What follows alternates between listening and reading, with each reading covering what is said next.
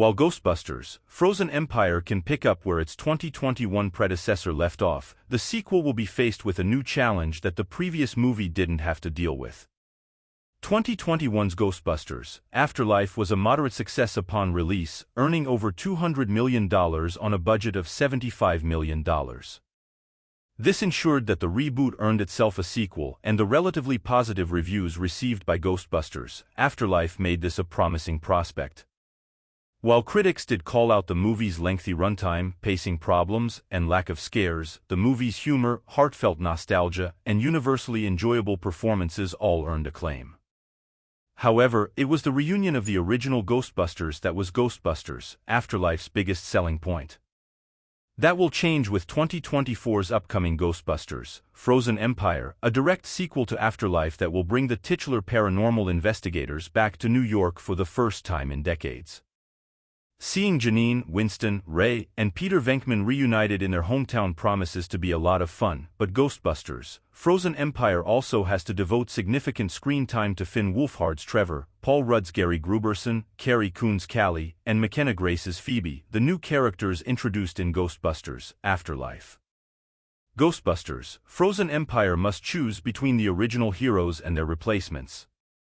Ray, Winston, and Venkman will be vying with their Afterlife co-stars for screen time. Unlike its predecessor, Ghostbusters, Frozen Empire has to split its time between the new and original Ghostbusters. This will prove a lot harder the second time around since the sequel can't ignore the returning characters until a cameo in the finale.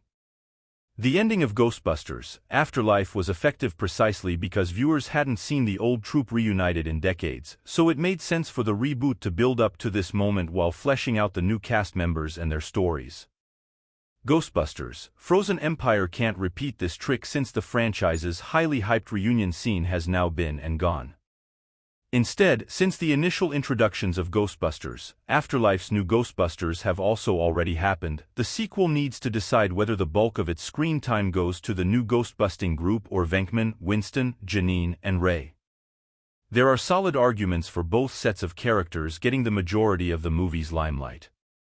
Viewers have a longer history with the iconic original Ghostbusters, but, by the same token, they arguably need more time to warm to Gary, Phoebe, Callie, and Trevor. Ghostbusters, Afterlife already prioritized the movie's new characters, but these characters are the franchise's future. Ghostbusters, Afterlife didn't have to contend with this issue for two reasons. Mainly, Ghostbusters, Afterlife's cast of characters had never been seen before, so the reboot was invested in setting up its new stars. Furthermore, in terms of plot, the original team of Ghostbusters needed to be reunited. Since they had all gone their separate ways in the years after Ghostbusters 2, much of the movie's story was spent establishing a supernatural threat, informing younger characters like Phoebe and Trevor about the Ghostbusters, and then finally getting in touch with the old crew, only for them to rebuff the heroes. This meant that it was fitting that the original team arrived only in the movie's closing moments.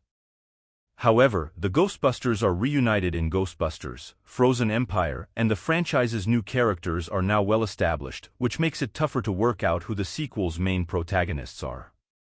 The fact that Janine seemingly becomes a Ghostbuster in Frozen Empire would seem to also imply that the sequel will focus on the original team, but the teaser trailer released in November 2023 mostly centers on footage of Phoebe, Gary, and Trevor. This problem is only heightened by the new cast members.